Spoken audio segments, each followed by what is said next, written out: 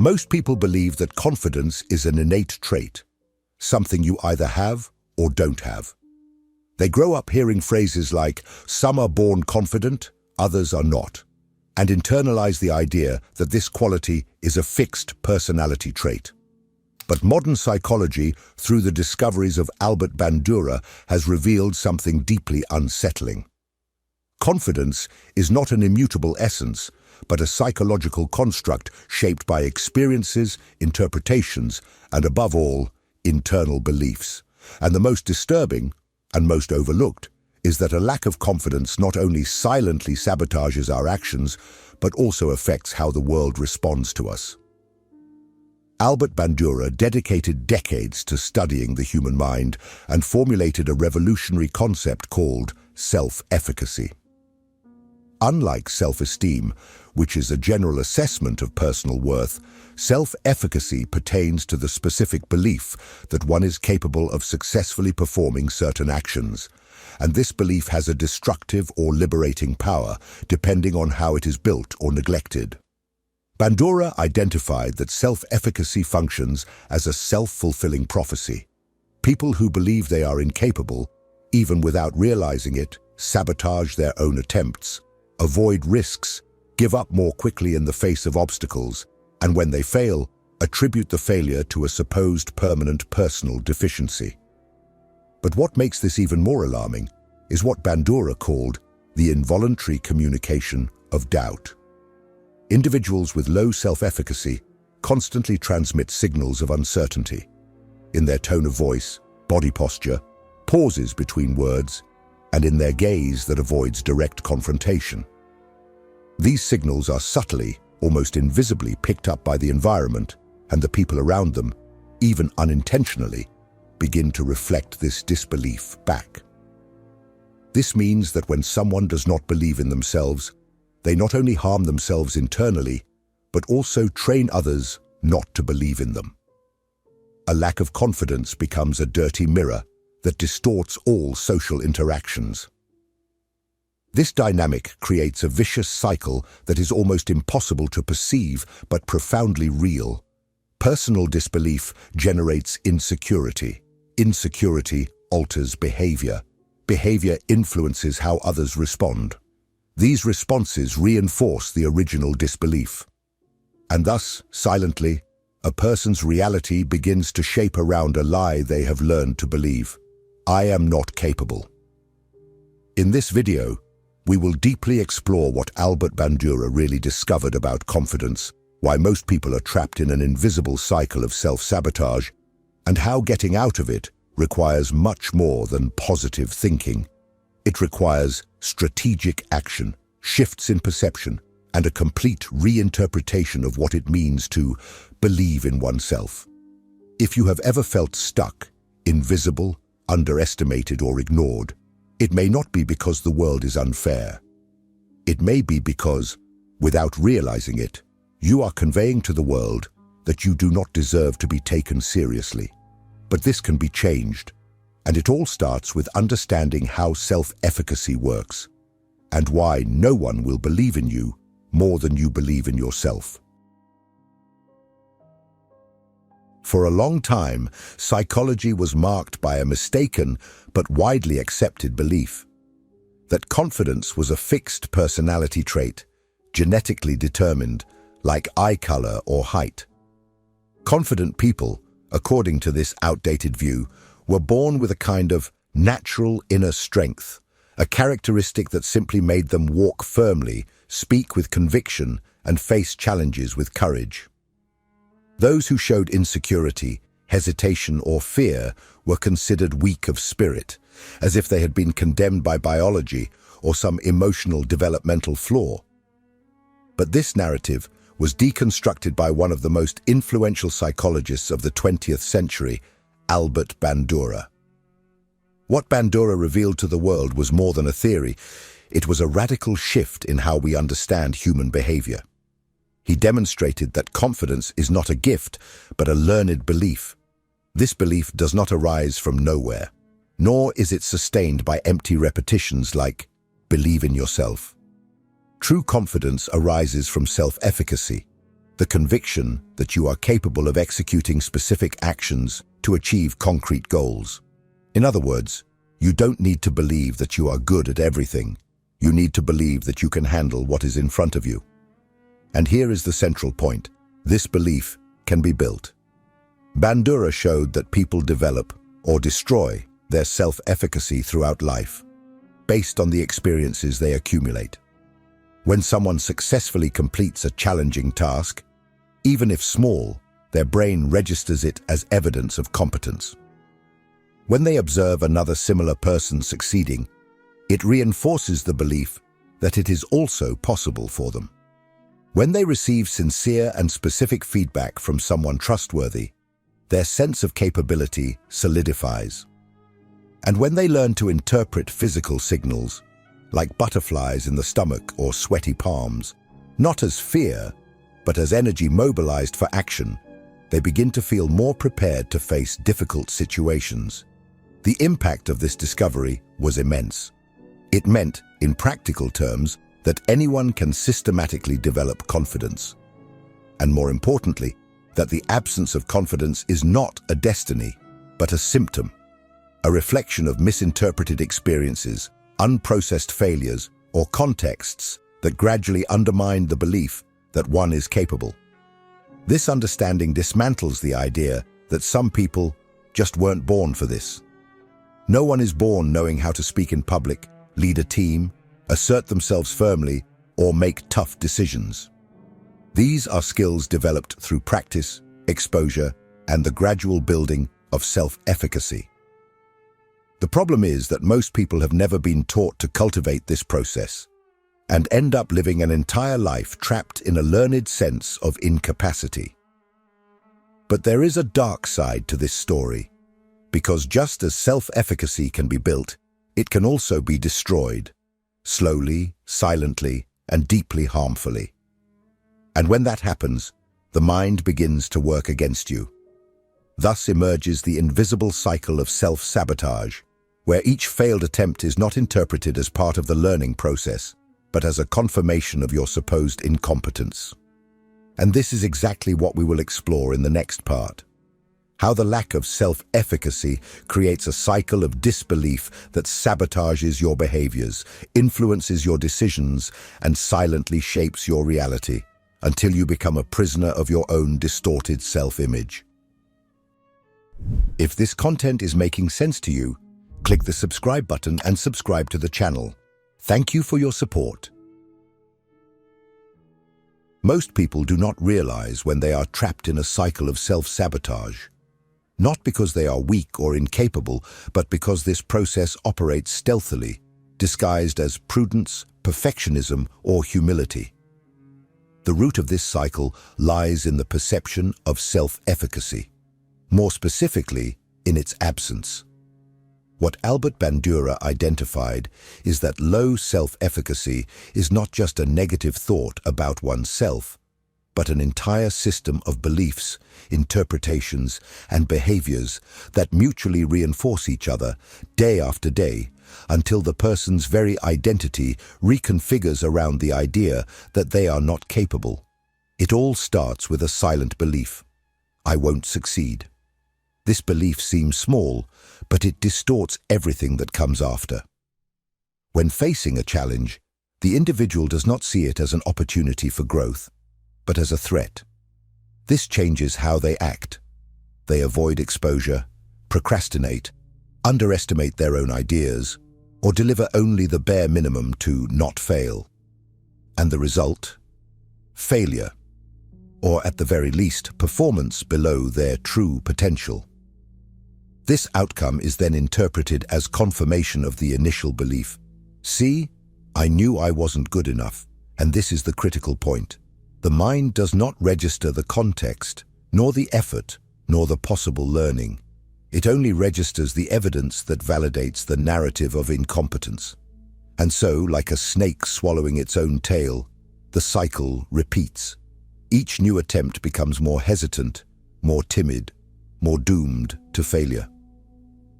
Self-sabotage ceases to be an isolated behavior and becomes a way of operating in the world. Bandura observed that this pattern is especially devastating because it does not only affect what the person does, but how they are perceived by others. This happens because the signs of doubt, which often the person themselves does not even realize they are emitting, are extremely visible to those around them. A gaze that avoids eye contact, a voice that falters mid-sentence, a body that shrinks in response to a difficult question, pauses, excuses, hesitations. All of this composes a silent language that communicates a clear message to the world. I don't believe in myself. And the world responds to that message. Bosses, colleagues, partners, clients, everyone begins to adjust their expectations, their respect, and their trust based on these signals. Not out of cruelty, but out of instinct. People respond to the energy they receive. When someone conveys doubt, the chances of being devalued, interrupted, disregarded, or even rejected increase drastically. What seemed to be an internal problem, lack of confidence, transforms into a social problem, rejection, isolation, lack of opportunities, invisibility. The cruelest part is that the person then uses these external reactions as further proof that they really are not capable. No one takes me seriously anyway, and thus the cycle closes perfectly. This is the power of self-efficacy. It silently shapes not only your results, but also how you are treated. It's not about thinking positive. It's about what you communicate to the world without saying a word. But how exactly are these signals transmitted? And why, even when you try to hide your insecurities, do they seem to seep through the cracks of your body language, your voice, and your presence? This is what we will analyze in the next part: how the lack of conviction becomes visible, and why you are not being judged unfairly. You are merely projecting your disbelief, and the world is reflecting it back. Many people believe that insecurity is something that can be hidden, that by wearing the right clothes, rehearsing a speech, or smiling just right, they can appear confident, even if they are being eaten away by silent doubts inside. But Albert Bandura identified a deeper and more uncomfortable phenomenon. Insecurity does not need to be verbalized to be perceived. It seeps into body language, voice, speech rhythm, micro-expressions, and even the absence of presence. A lack of self-efficacy transforms into an invisible magnetic field that repels opportunities, respect, and connection, even when we don't say a word. The human body communicates all the time, and what it conveys goes far beyond conscious intentions.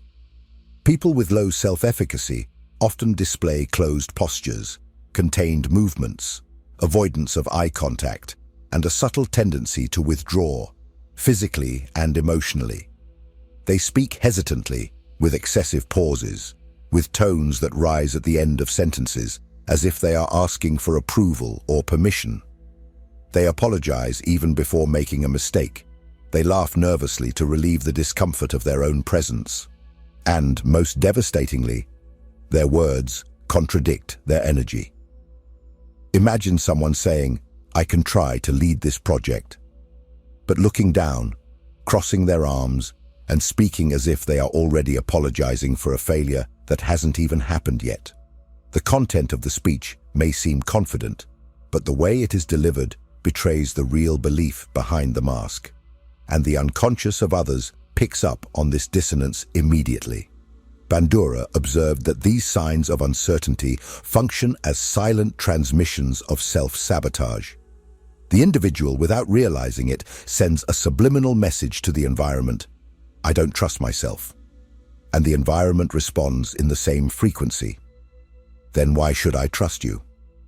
This creates a devastating, self-fulfilling prophecy. You project doubt. Others pick up on it and react with coldness, resistance, or disbelief. You interpret this as unfair rejection.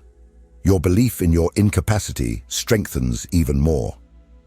People with high self-efficacy, on the other hand, transmit confidence even in silence, not because they are arrogant, but because their bodies do not need to justify themselves all the time.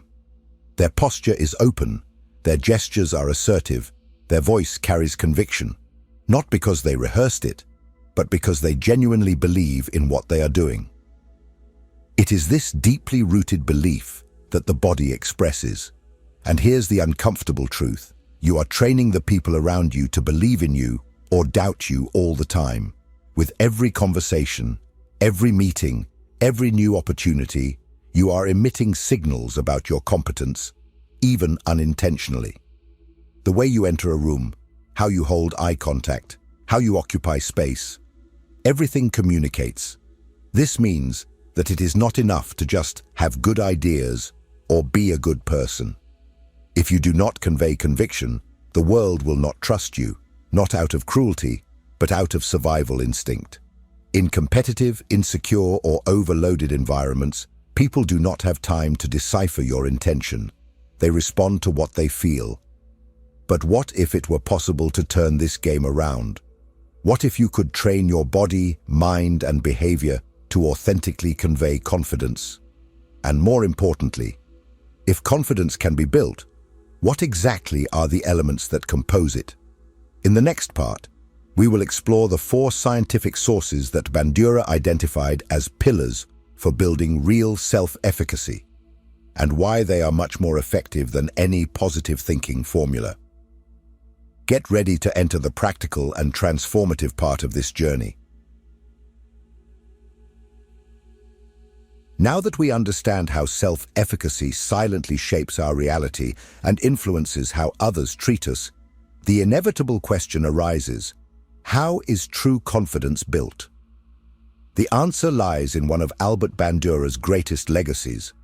Instead of promising magical solutions or relying on self-help slogans, he accurately mapped the 4 real and proven sources of self-efficacy, solid pillars upon which anyone can gradually build an authentic belief in their own ability. These sources do not involve empty positive thinking, nor do they require you to pretend to be confident. They are practical, measurable, and deeply human. Let's explore each of them. 1. Mastery experiences. This is, according to Bandura, the most powerful source of self-efficacy. It is what most naturally convinces the brain that we are capable. The direct experience of success. When you face a real challenge, no matter how small, and overcome it, that victory becomes concrete evidence of competence. The brain registers, "I did it." And this record carries more weight than any praise, any advice, any external motivation. But be careful. We are not talking about great achievements. The secret lies in the small victories accumulated. Speaking in public for 2 minutes, completing a simple project, resolving a difficult conflict. With each achievement, self-efficacy grows. With each overcoming, the brain creates a new parameter of capability. The problem is that most people ignore these small successes or undervalue them, waiting for a big moment of validation that never comes. 2. Social modeling. The second source is observing people similar to you, succeeding in tasks you consider difficult. When you see someone you identify with, in age, context, background, or style, facing something challenging and winning, your brain receives a powerful message. If they succeeded, maybe I can too. This form of observational learning activates mirrored areas in the brain, allowing you to internalize the other person's experience as a kind of mental rehearsal. That's why environments with diverse references, accessible mentors, or support groups are so effective. Unfortunately, many people only surround themselves with examples that are too distant, idealized, unattainable, which, instead of inspiring, paralyzes. Bandura argues that the model needs to be credible and close to the observer's reality for the effect to be real. 3. Verbal persuasion. We have all been marked at some point by a phrase said by someone we trusted. A teacher who said, "You have a knack for this." A friend who stated, "You don't realize how good you are." A mentor who looked into your eyes and said, "You are ready." This is verbal persuasion. It is not flattery. It is not cheap motivation. It is credible, specific, and consistent feedback from someone who knows your journey and your ability. This type of reinforcement does not create skills out of nowhere, but it can be the deciding factor between trying or giving up, between persevering or abandoning. And when the result comes, even if small, the mastery experience is activated. Verbal persuasion, therefore, acts as a catalyst for the next step. 4. Physiological and emotional states. Many people confuse nervousness with incapacity. They feel their heart racing, their mouth drying, their hands sweating, and think, "This means I'm not good enough." Bandura taught that this interpretation is a fatal mistake. The same physiological signals we feel in the face of fear can also be present in moments of excitement, readiness, and focus. The difference lies in how we interpret these sensations. An athlete feels their heart race before a competition and interprets it as adrenaline. A musician feels butterflies before a show and calls it energy. A beginner feels the same thing and thinks they are about to fail. Learning to reinterpret physiological states as a natural part of the process is a key skill to strengthen self-efficacy. These 4 pillars function as interconnected gears. Small victories reinforce belief. Good models expand the vision of possibility. Consistent feedback sustains effort, and emotional regulation keeps the system functioning even under pressure.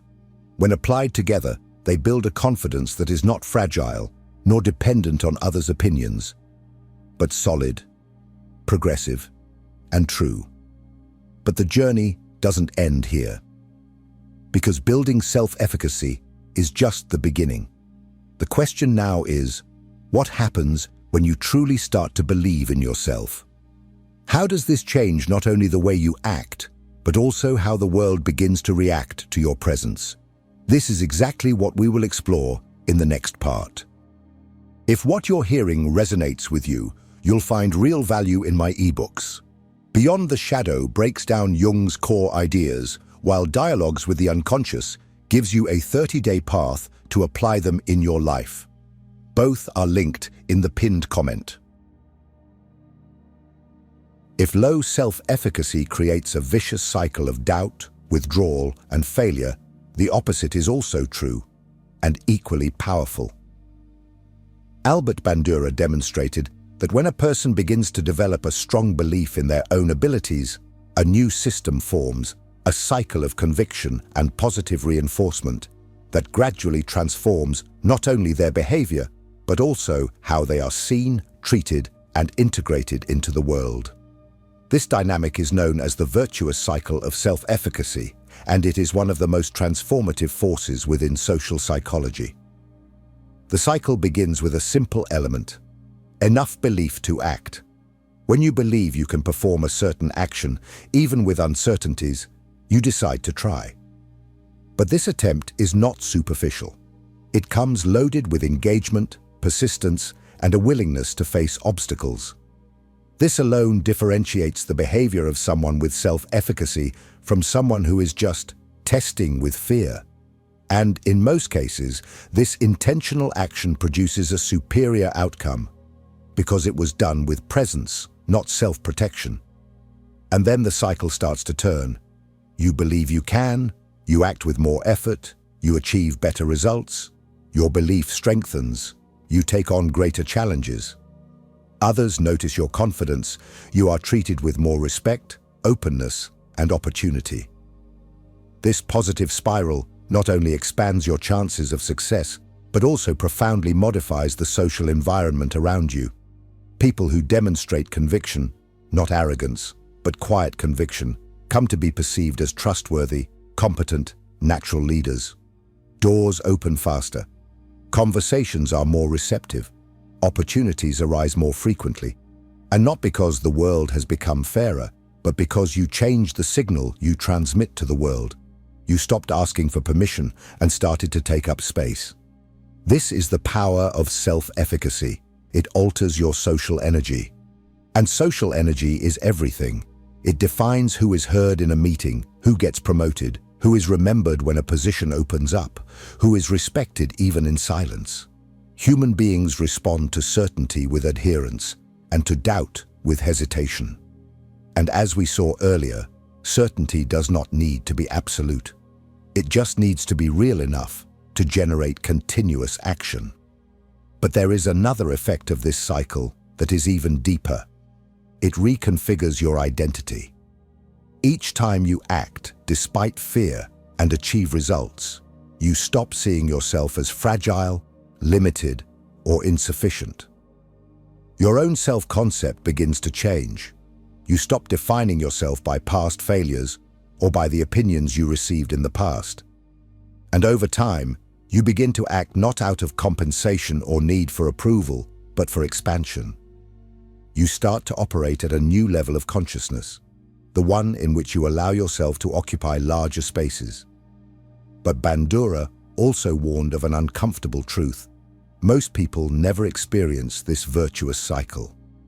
They spend their lives trapped in the opposite cycle, that of doubt, withdrawal, and the eternal wait for external validation. They only feel prepared when the environment says it's all right. They only take risks when there is no more risk. They only speak when called upon.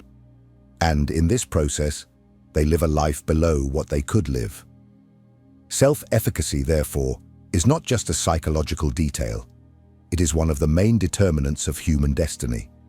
It defines not only what you do, but also what you believe you deserve. And no one can externally sustain a life that internally they believe they do not deserve to live for long. But here is the most important turning point. If this cycle can be initiated from a simple decision to act despite doubt, then the key is in your hands. The question that remains is, what is preventing you from starting now? Albert Bandura left us an undeniable legacy. The conviction that the way you see yourself defines not only what you attempt, but also what you achieve. And most importantly, how the world responds to your existence. Throughout this video, you saw that confidence is not a divine gift, nor an innate quality that some have and others do not. Confidence is built, it is trained, it is cultivated like a muscle. And just like any muscle, it atrophies when not used and grows when challenged. But here is the hardest truth of all, and perhaps the most liberating. No one will believe in you more than you believe in yourself. The world will not grant you permission. It will not hand you confidence out of pity, nor will it respect you out of compassion. The world reacts to what you emit. And if what you project is hesitation, doubt, and insecurity, that is exactly what you will receive in return. Closed doors, voices louder than yours, gazes that pierce through you as if you weren't even there. This is not cruelty. It is reflection. You are not being unfairly judged. You are communicating with every gesture, every word, and every avoided decision that you do not believe in yourself. And the world, relentless and honest, is simply agreeing with you. But this can change from now on, not with motivational speeches, but with action. Start small. Win battles that only you will see. Change the way you interpret the butterflies in your stomach, mistakes, the silence of others. Accumulate evidence. Build, every day, a new identity, one that is not based on waiting for the world to see you, but on becoming impossible to ignore. You have two choices. Continue feeding the cycle of doubt, hoping that someday, someone, something, a boss, a partner, a miracle, will tell you that you are capable. Or you can break that cycle yourself with small, consistent, and intentional actions until the reflection changes and the world begins to see what you have finally decided to see, someone capable, prepared, and necessary. And now, I want to hear from you. In the comments, write, what will be your first small victory starting today? It can be something simple, but it needs to be real. A choice, an action, a change in posture. And if this video made you rethink something about yourself, don't stop here. The next video is important. Perhaps even more than this one. The next step is waiting for you. See you there.